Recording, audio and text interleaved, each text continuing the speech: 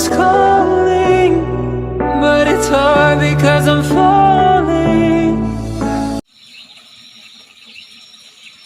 Assalamualaikum warahmatullahi wabarakatuh. Perkenalkan, saya Mardi Habibra, guru BK SMP 3 Pulau Punjung.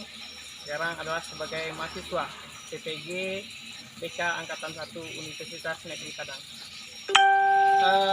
Berikut saya akan menampilkan pelayanan berbentuk bimbingan kelompok dengan materi agar siswa mengenal lebih dekat tentang vaksin COVID-19. Karena sebentar lagi siswa akan mengikuti vaksin secara bersama, sehingga siswa tersebut tidak lagi takut dengan vaksin. Mari kita lihat cuplikan berikut. Assalamualaikum warahmatullahi wabarakatuh. Waalaikumsalam warahmatullahi wabarakatuh. Alhamdulillah billahi anzal Qur'an tibyana li kulli syai'in wa hudan wa rahmah wa busyra lil mu'minin. Asyhadu an la ilaha illallah wa asyhadu anna Muhammadan abduhu wa rasuluh la nabiyya ba'da amma ba'd. Yang kami sayangi, yang ini adalah Bapak yang hadir hari ini. Sebagaimana hari ini kita mengadakan kegiatan bimbingan kelompok. Sebelum kita mulai, baiklah Bapak akan memaparkan sedikit itu mengenai bimbingan kelompok. Bimbingan kelompok itu kegiatan pada BK atau bimbingan konseling, di mana kita duduk berkelompok, ya, duduk berkelompok untuk membicarakan hal-hal yang kita butuhkan. Hal-hal yang kita butuhkan atau apa-apa saja yang menurut kita perlu kita bahas. Kemarin dalam minggu kemarin kita juga sudah melaksanakan bimbingan kelompok dengan topik yang sudah kita tentukan. Hari ini kita masih dengan topik tugas, di mana topik tugas adalah topik yang telah Bapak siapkan. Kemudian sebagaimana biasa, semuanya harus berbicara, ya, berbicara, mengungkapkan pendapatnya, mengungkapkan perasaannya, ataupun mengungkapkan isi hatinya tentang topik yang kita bahas. Jadi nggak usah takut, nggak usah ragu, semuanya kita di sini dalam belajar, Baiklah, nama Pak, sebelum kita mulai kegiatan bimbingan kelompok kita, mari kita buka dengan basmalah. Bismillahirrahmanirrahim. Nah, tepuk tangan yang semangat sekali. Oke, semuanya sudah konsentrasi semua, ya. Ini tempat duduknya sudah seperti yang kemarin atau gimana urutannya? Acak. Kita berhitung lagi. Ya, sebelum kita mulai, kita berhitung terlebih dahulu. Sofi dengan Sasa bisa hitung? Yang ini bisa berhitung? Ini sudah pernah dengan Mama? Belum. Nah, nanti itu aja, ya. Kita berhitung dulu ini, ya. Bilang 1, 2, 3, 4, 5, 6, 7, 8, 10, 11. Oke, kita permainannya konsentrasi. Bisa paham? Windy dengan Sophie, permainan konsentrasi ini adalah angka. Bapak akan menyebut satu angka, maka angka yang Bapak sebut, menyebut angkanya dulu, baru ditembakkan kepada angka yang lain. Wah, cari jimat. Kemudian untuk sanksinya bagaimana? Lagu wajib, surat pendek, lagu Islami. Pilih saja. Wah, meskipun seperti itu tetap enak juga, ya.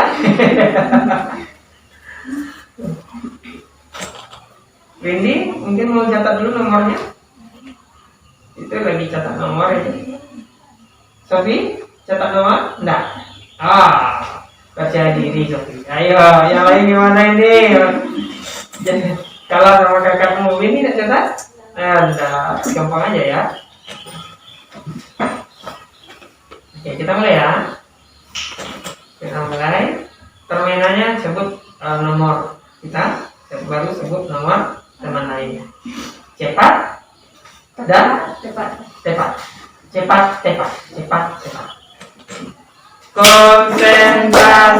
Konsentrasi semua, janganlah sampai lupa. 2, 7, 7, 8, 8, 9, 9, 10, 3, 3, 4, 4, 5, 5, 8, 8, 7, 7, 8, 8, 6, 6, 5, 3, 3, 4, 4, 5, Hai. 5, 1. Berarti sudah terlambat. Jadi perbedaannya seperti ya. Siapa tadi? Windy dengan Sophie. Sudah pernah ini belum? Belum ya. Tapi sudah paham ya. Harus cepat dan cepat. Konsentrasi semua. Jangan sampai lupa. Setelah ini baru kita pakai sanksi ya. Setelah ini baru kita pakai. Oke, siap-siap. Kita ulang lagi. Semuanya tepuk. Ya. Konsentrasi semua. Jangan sampai lupa. 10. 10, 3, 3, 6, 6, 1, 1, 11, 11, 10, 10, 3, 3, 4, 4, 5, 5, 2, 2, 1, 3.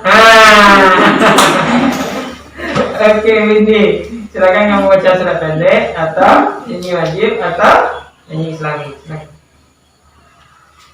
Surat pendek itu mana? Iya. Ya, trikul enggak boleh ya. Al-Fatihah. Qul a'udzu birabbinas, qul a'udzu birabbil falaq, qul huwallahu ahad enggak boleh. Al-Asri enggak boleh. Inna atayna enggak boleh. 6 ya. Ini wajib apa? Ya silakan. Indonesia. 17 Agustus tahun 45. Hari kemerdekaan kita. Hari merdeka, nusa dan bangsa. Hari lahirnya bangsa Indonesia. Merdeka, sekali merdeka tetap merdeka. Selama hayat masih dikandung badan, kita tetap setia mempertahankan Indonesia. Oke. Tepuk tangannya semua kali ini. Kita mulai lagi. Konsentrasi semua. Jangan sampai lupa. 5, 5, 6, 6, 10, 10, 3, 3, 6, 6, 2, 2, 1, 1, 4, 4, 5, 5, 11, 11, 10, 10, 3, 3, 8, 8, 12, 1. Ayo, silakan. Ini aja. Boleh.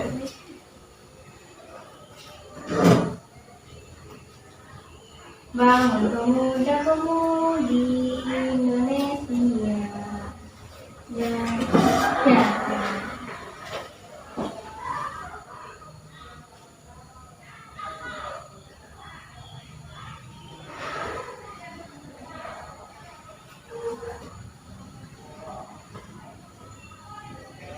Bagaimana?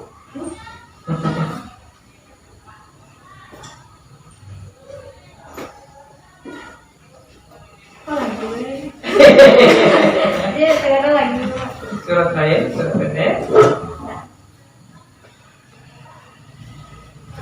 Dengan seluruh angkasa yang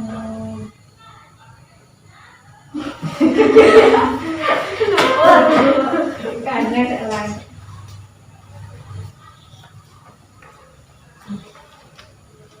Kami nunggu ini kan?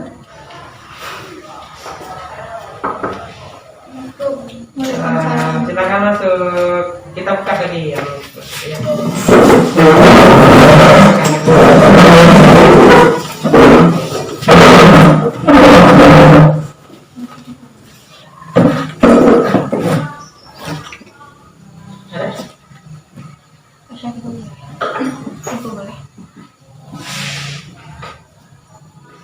ya nanti kita lewatkan dulu. 13 ya. Iya. Konsentrasi semua.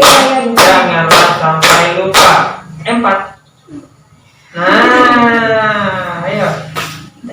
Langsung hukuman nih, ya. Tidak paham.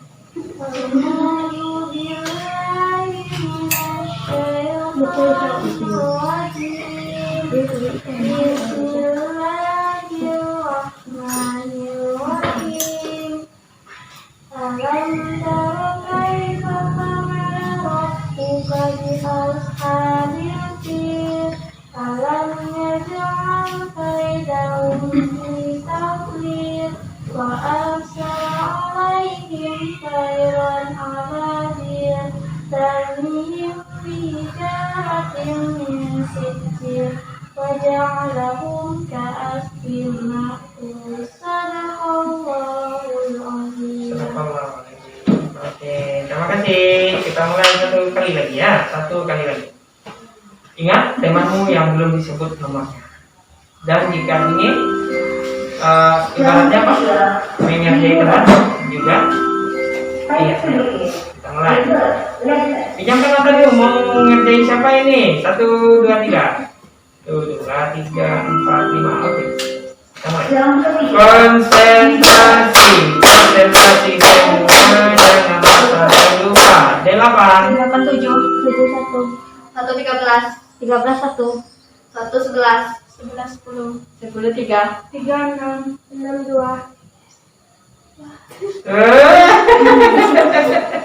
Ayo, nomor 2. A'udzu billahi minasy syaithanir rajim. Bismillahirrahmanirrahim. Tabbat yada abil lahabi wa tab. Ma aghna anhu maluhu wa ma kasab. Sayasla naran zata lahab. Wa imra'atuhu hammalatal hatab. Fi jidha hablum min masad. Sadaqallahul azim. Tepuk tangannya semangat sekali. Oke, baik anak-anak semua. Kita akhiri dulu pertemuan permainan kita hari ini. Kita lanjut kepada topik kita bimbingan kelompok. Baiklah, pertemuan sebelumnya kita sudah membahas tentang topik bimbingan kelompok dengan topik tugas, yaitu topiknya COVID-19, atau kita lebih fokuskan kembali kemarin itu kepada tanggapnya 3M. Dan hari ini topik yang akan kita angkat adalah topik yang lagi hangat-hangatnya di lingkungan kita. Iya, tentang vaksin. Kemarin ada siapa yang pergi ke pasar? Ada yang pergi ke pasar kemarin, pasar Pulau Tidak ada satupun. Ada orang tuanya yang bercerita barangkali? Nah, karena di pasar Pulau kemarin diadakan vaksinasi kepada pedagang pasar. Apa ingin tahu dulu? Apa yang Anda ketahui tentang vaksin ini? Ya? Apa yang Anda ketahui tentang vaksin?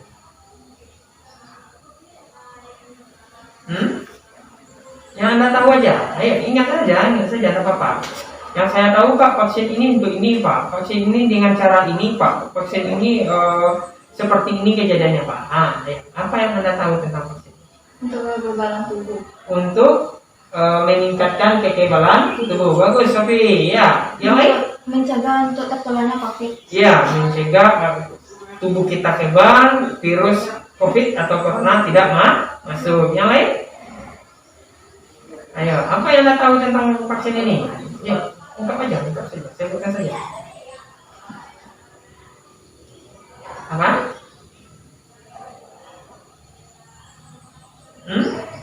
Cuma 2 itu. Anda pernah lihat di sosmed, di berita dan lain sebagainya? Apa yang Anda lihat di sana tentang vaksin? Ada barangkali Anda melihat vaksin ini ditolak oleh sebagian orang. Pernah lihat? Pernah. Kenapa? Ayo. Karena memiliki efek samping. Iya. Karena efek samping dari vaksin juga ada. Jadi orang banyak menolaknya. Apa lagi yang Anda lihat selain efek samping ini?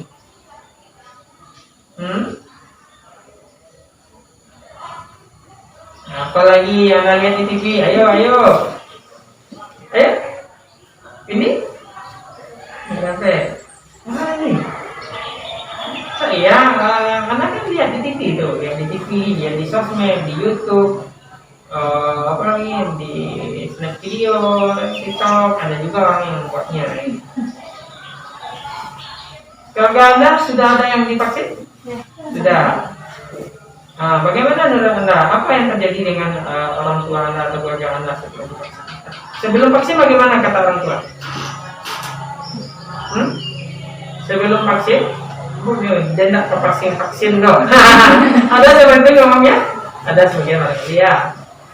Tapi setelah divaksin apa katanya? Apakah ada orang tua kita yang mengalami gejala yang lain atau gimana? Ya. Vaksin ini tadi, sesuai yang disampaikan oleh temanmu, apa kata Sofi? Menjaga kekebalan tubuh. Menurut temanmu yang lain? Apa tadi? Tertularnya COVID-19. Nah, agar tidak tertular dari COVID-19. Satu lagi tadi? Memikirkan efek samping. Memiliki efek samping. Siapa yang bisa mengumpulkan 3 pendapat tadi menjadi satu? Ya. Vaksin adalah, kumpulkan aja 3 ini jadi satu. Adalah, ya, obat untuk menjaga kekebalan tubuh dan menstabilkan menstabilkan tubuh terus agar tercegah dari COVID-19. Iya, seperti itu. Di vaksin itu tujuannya untuk itu. Meskipun banyak orang yang mencoba menyebarkan informasi-informasi yang tidak jelas pertanggungjawabannya, ya, yang tidak jelas pertanggungjawabannya. Kalau misalnya Anda sendiri vaksin ini bagaimana? Baik atau tidak, Pak? Baik. Anda pernah nggak mendengar di luar sana orang berkata tentang vaksin? Pernah dengar? Apa yang Anda dengar warga kita, masyarakat kita tentang vaksin? Apa biasanya? Sampaikan saja. Kita terbuka aja. Nggak usah takut, nggak usah marah, nggak usah melaporkan ke polisi. Apa yang Anda dengar warga kita, masyarakat kita, orang tua kita, lingkungan kita bercerita tentang vaksin? Apa saja yang Anda dengar? Ayo, pasti banyak dengar ini. Efek samping menyebabkan kematian. Efek sampingnya mati katanya. Ya, ada yang seperti itu. Bisa-bisa setelah divaksin langsung mati. Ya, yang lain apa biasanya kata orang tua, keluarga, tetangga, pokoknya di lingkungan kita tentang vaksin. Efek sampingnya bisa membuat kita lumpuh. Efek sampingnya bisa membuat kita lumpuh.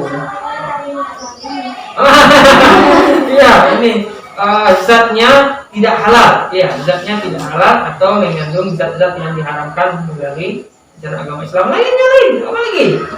Pasti banyak ini. Apa yang kamu dengar di lingkunganmu tentang vaksin? Sesudah vaksin ngantuk katanya, nak lolok aja ya. Oke, itu memang barangkali ada dananya ya.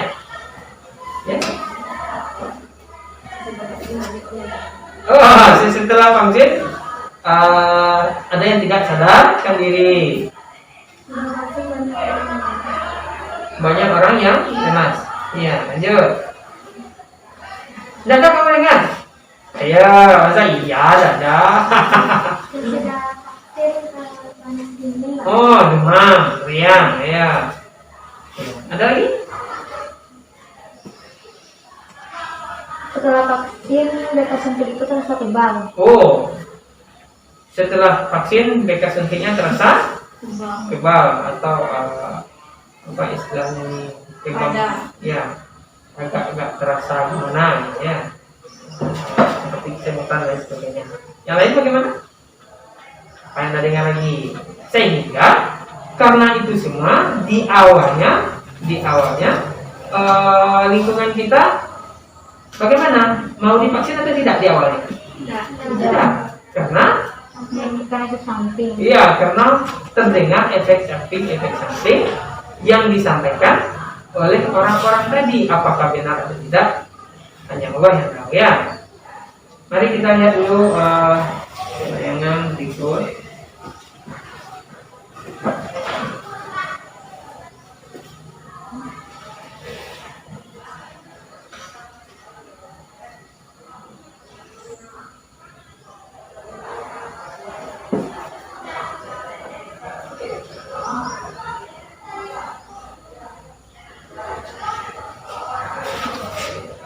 Pemerintah Indonesia dan juga negara-negara di dunia sedang berupaya mengembangkan vaksin COVID-19 serta berencana melaksanakan program imunisasi untuk warga mereka.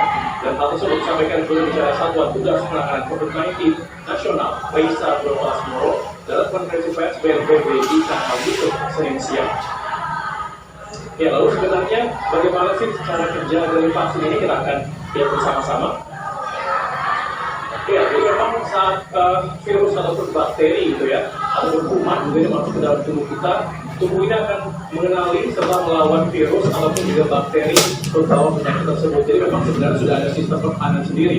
Lalu kemudian diingat gitu ya, semuanya diingat, direkam oleh tubuh, kemudian ini akan disimpan di dalam sel yang namanya sel memori, dan kemudian akan memberikan respon dengan cepat sebelum akhirnya kita jatuh sakit. Jadi memang ini artinya jika kondisi kita atau kondisi Anda sehat dan juga virus ataupun bakterinya tidak ganas, ini akan sembuh sendiri. Kemudian tubuh ini juga punya sistem imun yang bekerja, yang dimana misalkan kalau misalnya kita terserang atau kemasukan bakteri, kuman, itu akan ada beberapa tanda respon tubuh, diantaranya ada demam, kemudian ada juga batuk, ataupun juga bisa bersin, atau bisa juga mungkin muncul gejala seperti inflamasi ataupun radang yang muncul di bagian tubuh kita. Jadi memang tanda-tanda ini adalah respon tubuh kita apabila sedang melawan virus ataupun bakteri ataupun juga kuman yang masuk ke dalam tubuh kita.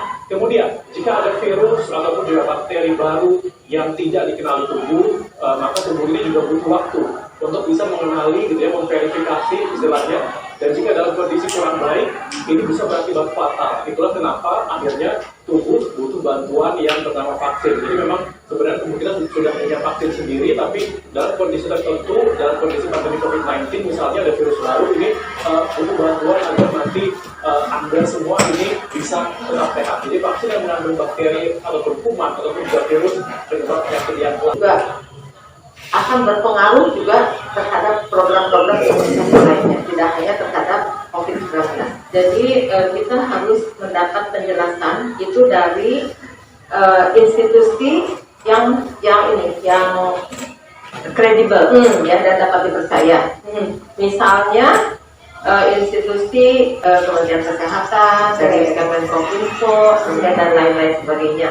Jadi jangan mentah-mentah diterima itu berita, kita baca dulu, kalau ragu kita harus cross check, jangan langsung menyebarkan. Dan bagaimana cara menangkal desinformasi adalah kita harus lihat siapa yang membuat, ya. Kemudian juga sumber beritanya dari mana, ya. Kemudian juga apa perlu di-share. Nah inilah, jangan sekali-kali cepat-cepat men-share, ya. Karena belum tentu berita ini benar, ya. Nah, kemudian kalau berita yang benar itu kapan dipublikasi? Pasti kalau itu berita benar itu akan dipublikasi. Informasi bohong terkait vaksin dan vaksinasi juga ditepis oleh Direktur AstraZeneca Indonesia, Risman Abu Dairi, dalam acara yang sama yang digelar oleh KPCPEN pada Rabu siang. Menurutnya, vaksin yang dihadirkan oleh pemerintah Indonesia, termasuk AstraZeneca, sudah menjalani serangkaian uji klinis yang ketat, sehingga layak untuk digunakan oleh masyarakat secara aman guna menciptakan herd immunity atau kekebalan imunitas bagi penerimanya. Kita harus percaya bahwa pemerintah Indonesia hari ini sudah melakukan evaluasi yang sangat mendalam, yang sehingga diambil kesimpulan bahwa beberapa vaksin ini layak digunakan di Indonesia untuk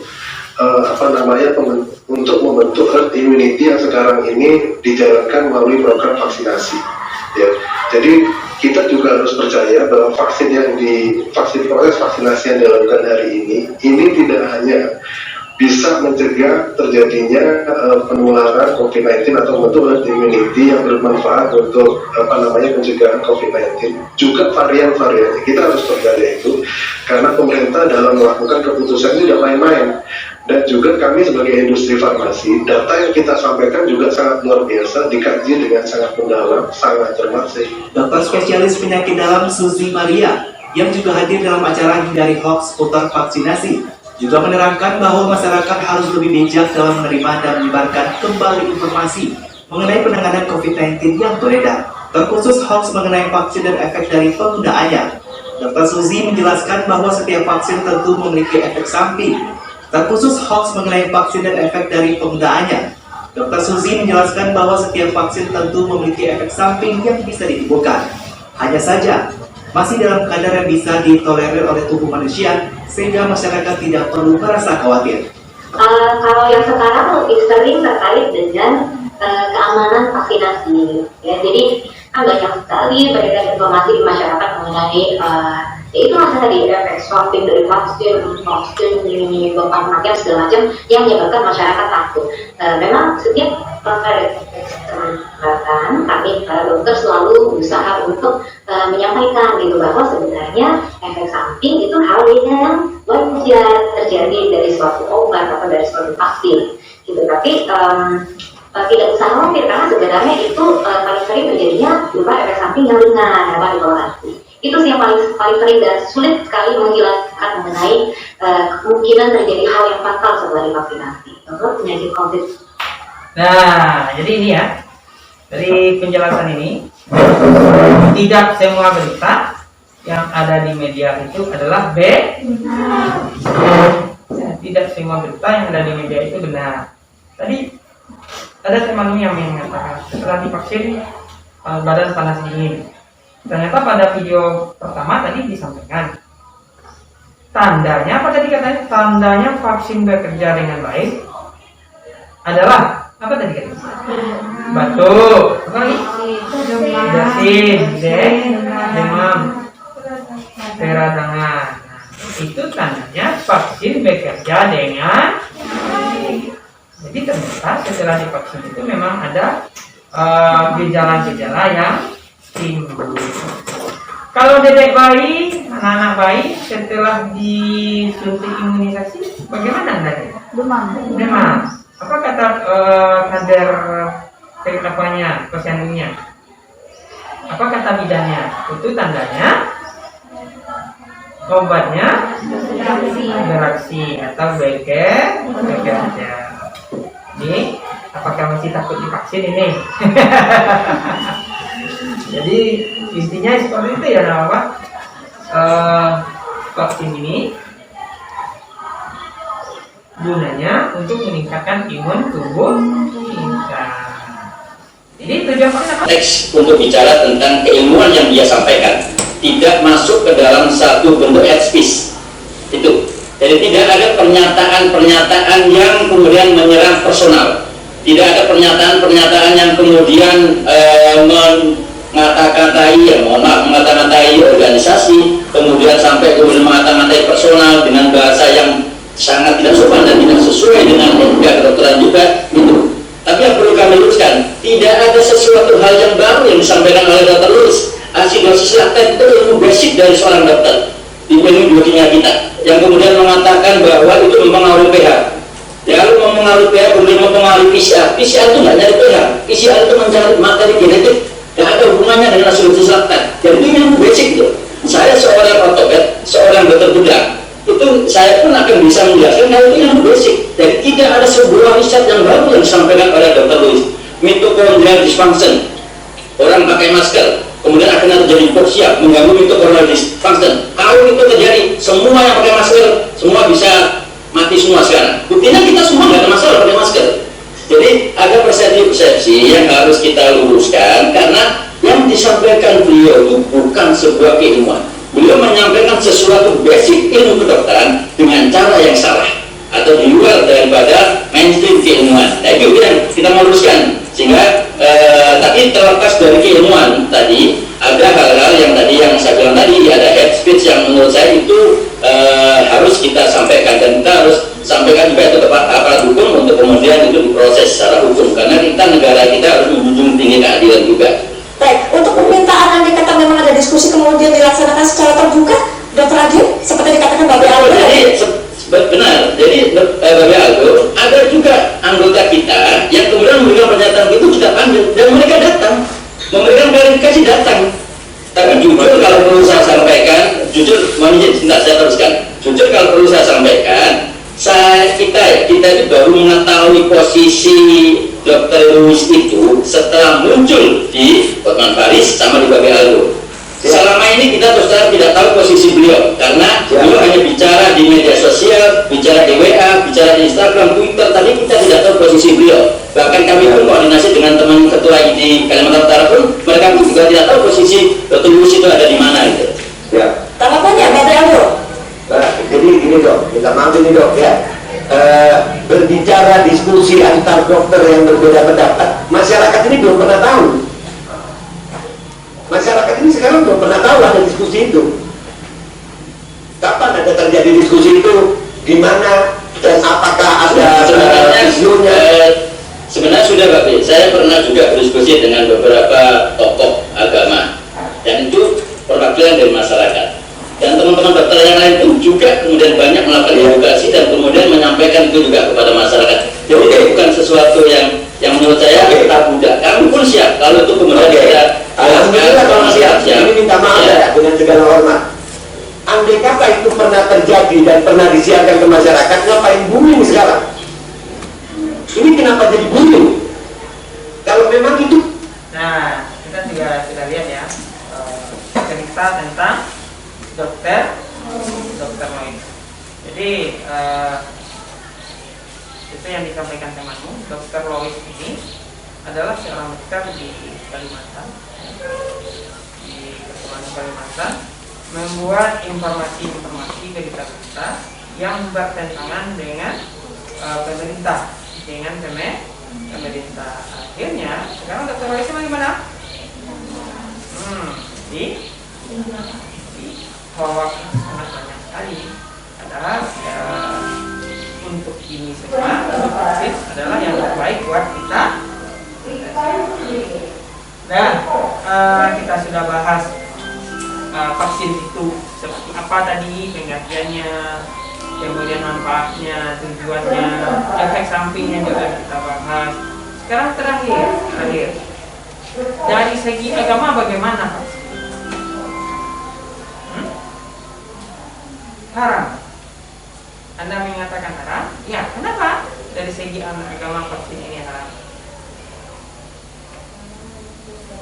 Karena mengandung virus babi. Satu. Yang lain?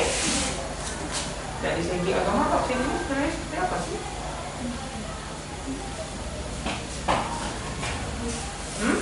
Ayo, yang lain. Haram aja, haram karena ada babinya. Mari kita dengar. Haram atau halal? Yang menyatakan haram coba tunjuk tangan dulu. Satu orang. Sebelumnya ada tadi. Satu orang cuma. Yang menyatakan halal tunjuk tangan. Oke. Kamu juga. Aduh. Kalau yang menyatakan halal, kenapa Anda anggap ini halal? Karena kebaikan.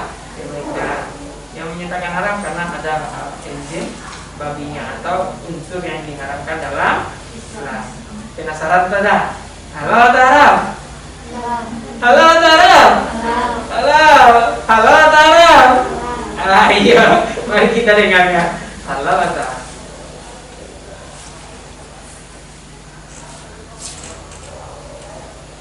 Yang pertama, yang dimaksud vaksin COVID-19 yang kita bahas untuk penetapan kesesuaian syariahnya ini adalah vaksin COVID-19 yang diproduksi oleh Sinovac Life Science Co. Ltd. China dengan nama produk yang didaftarkan sebanyak 3 nama, yaitu yang pertama CoronaVac, jadi Corona VAC. Kemudian yang kedua vaksin COVID-19, dan yang ketiga Vac2Bio, jadi Vac angka 2 Bio. Jadi ketiga nama ini yang didaftarkan untuk satu produk dari produsen Sinovac Life Science Co. Ltd. China. Artinya yang kita bahas hari ini adalah mengenai produk vaksin COVID-19 dari produsen Sinovac ini, bukan yang lain. Nah, tadi pembahasan diawali dengan paparan hasil audit dari tim auditor yang kemudian dilanjutkan dengan diskusi dan juga pendalaman mengenai aspek syar'inya. Bapak Ibu yang kami hormati, yang pertama yang menjadi concern di dalam pembahasan fatwa tadi, aspek halal dan thayyib merupakan satu kesatuan tak terpisahkan di dalam pembahasan dan penetapan fatwa tentang vaksin, termasuk vaksin COVID-19 yang diproduksi oleh Sinovac Life Science Cina ini. Pada hari ini, melalui sidang Komisi Fatwa, rapat membahas dan mendalami aspek kehalalan dan juga kesucian, baik bahan maupun proses produksinya. Sementara aspek ketoyibannya yang terkait safety atau keamanan, quality atau kualitas, kemudian aspek efikasi itu menjadi domain Badan POM. Tetapi ini satu kesatuan tak terpisahkan di dalam pembahasan dan juga penetapan fatwa di Majelis Ulama Indonesia. Keamanan produk vaksin akan sangat menentukan mengenai hukum boleh atau tidaknya penggunaan vaksin. Nah, ini prinsip dasarnya. Kemudian yang terkait dengan aspek kehalalan, setelah dilakukan diskusi yang cukup panjang dari hasil penjelasan dari tim auditor, rapat Komisi Fatwa menyepakati bahwa vaksin COVID-19 yang diproduksi oleh Sinovac Life Science Co. Ltd. China yang diajukan proses sertifikasinya oleh PT Bio Farma hukumnya suci dan halal. Ini yang terkait dengan aspek kehalalannya. Apa katanya?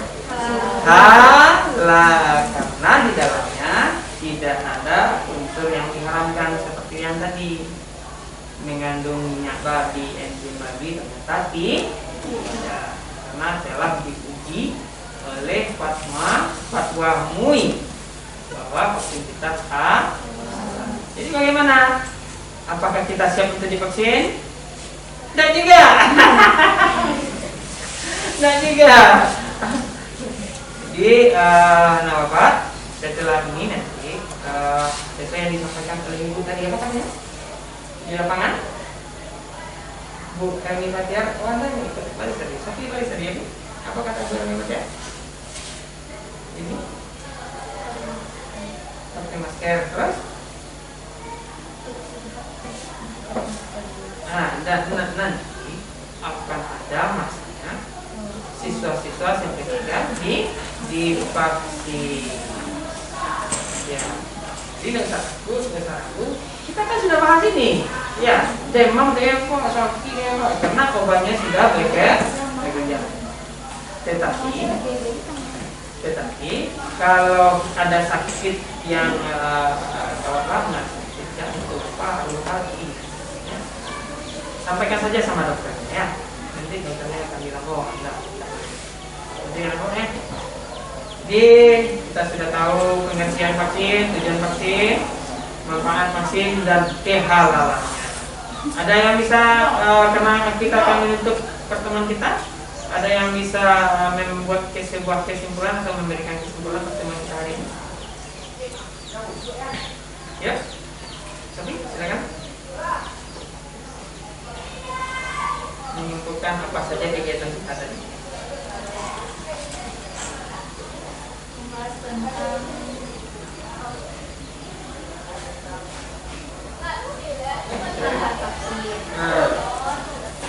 arti dari vaksin.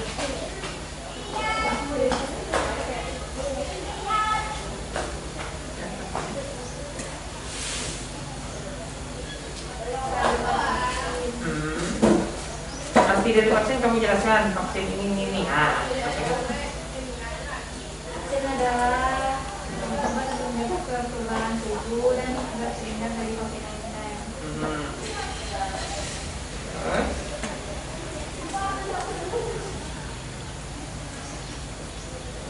Manfaatnya menjaga kekebalan tubuh dan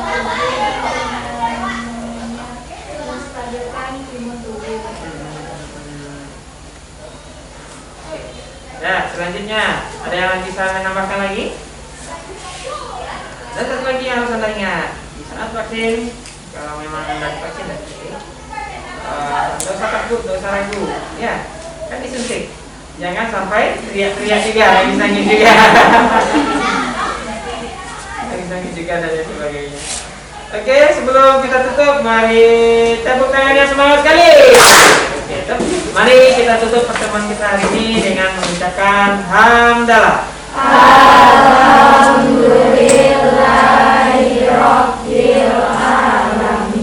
Baiklah anak Bapak semuanya, insyaallah semangat untuk tervaksin dan kita akan mengulang pertemuan kita kembali atau bertemu kembali di waktu-waktu yang lain atau minggu satunya lagi di spasi Anda ya. Sekian dari Bapak, kita akan bertemu lagi di sesi berikutnya dengan topik, maunya topik bebas atau topik tugas nanti? Mau topik tugas lagi? Ya, kita carikan nanti topik tugas yang terbaik buat Anda. Sekian dari Bapak, Assalamualaikum warahmatullahi wabarakatuh. Waalaikumsalam warahmatullahi wabarakatuh.